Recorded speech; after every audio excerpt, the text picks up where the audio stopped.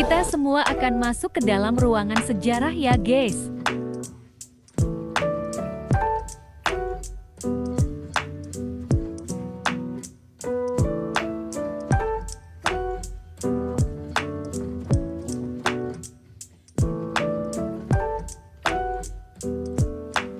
Saya akan mendeskripsikan rempah Nusantara.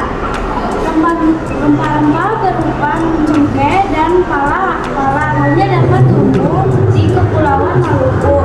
Hasil hutan berupa kayu cendana hanya berasal dari timur, sedangkan pada Citang dan Lada Putih tumbuh subur di bagian barat. Kepulauan Nusantara, Banten, Lampung, Sumatera Barat, Palembang, Jambi, Aceh, dan Banjarmasin. Rempah-rempah Nusantara rupanya sangat digemari oleh masyarakat dan bangsawan Eropa. Hal ini membuat pelaut Eropa berlomba-lomba menjelajahi samudera yang luas, sehingga sampai ke negeri-negeri baru seperti Amerika, Afrika, dan Asia, termasuk wilayah Nusantara, dengan membeli dan membawa langsung komoditas dagang dari Nusantara ke negeri di Eropa. Setelah membuat bangsa Spanyol, Portugis, Belanda, Inggris, dan Prancis berhasil mendapatkan keuntungan yang berlimpah.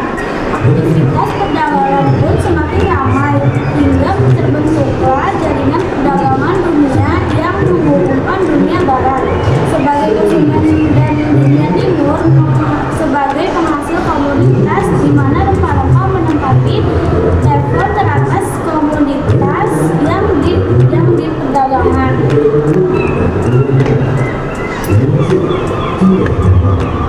Inilah rempah-rempahnya. Saya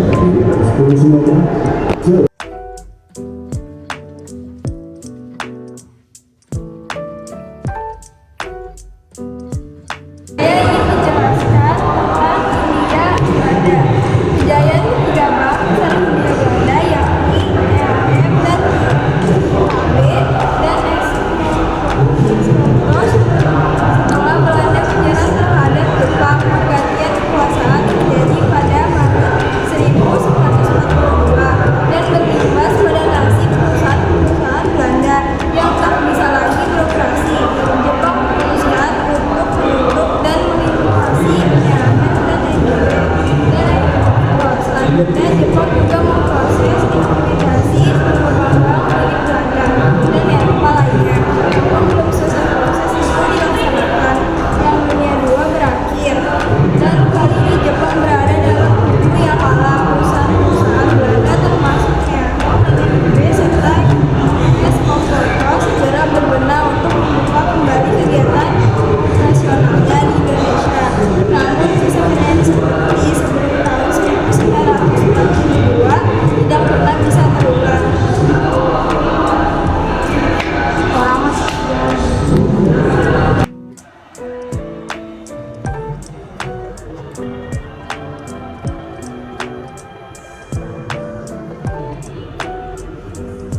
Ada salah satu mesin ketik di Museum Mandiri.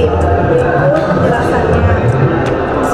Mesin ketik umumnya menggunakan dua lubang tombol yang menggerakkan cetakan huruf, angka, tanda baca, dan hitungan maupun fungsi lainnya.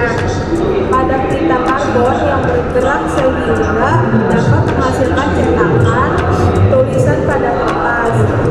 Mesin ketik elektrik mulai digunakan era 1960-an.